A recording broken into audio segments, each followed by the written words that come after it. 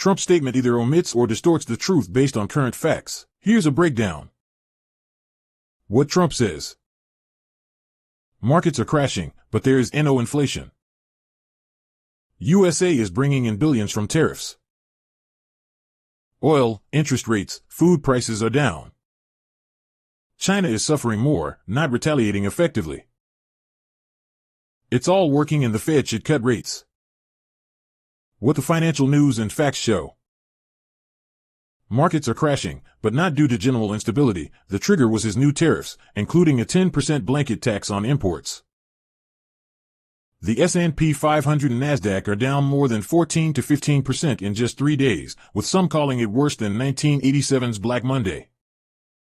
Tariffs may bring in short-term revenue, but they are also driving inflation, raising import costs, and causing investor panic. China has retaliated by raising tariffs on U.S. goods by 34%, contradicting Trump's claim that they're just taking it. The Federal Reserve has not moved to cut rates and in fact warned about potential economic overheating if tariffs disrupt global trade. Conclusion.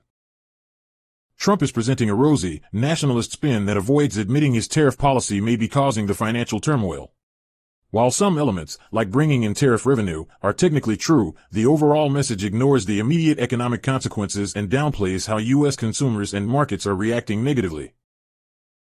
For the sake of the mega crown, you know those sycophantic droids who believe anything he says, Trump is bending the truth to maintain his public narrative of control and success, while the financial data and expert analysis tell a very different story. In fact, based on the available data and an unbiased interpretation of that information, Trump's statement crosses from spin into outright dishonesty in key ways. Here's how.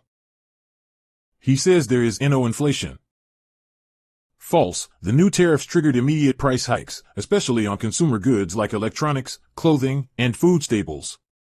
Economists are already warning this could reignite inflation just as it had started cooling.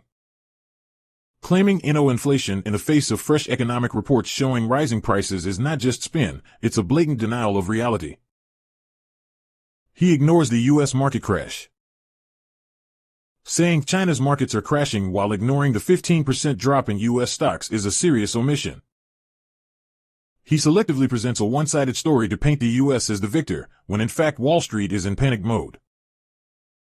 He implies China is helpless. China has already retaliated with tariff increases, which directly contradicts his claim that they ignored his warnings. Downplaying that retaliation misleads the public about the global economic risks. He says the Fed should cut rates. That's not even supported by the Fed, who worry the tariffs might destabilize the economy more. His suggestion misrepresents how monetary policy works. Final word? Trump is lying by omission and distortion.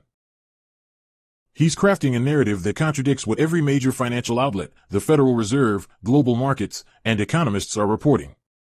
The magnitude of what he leaves out, or flips upside down, makes it more than political spin. It's willful misrepresentation.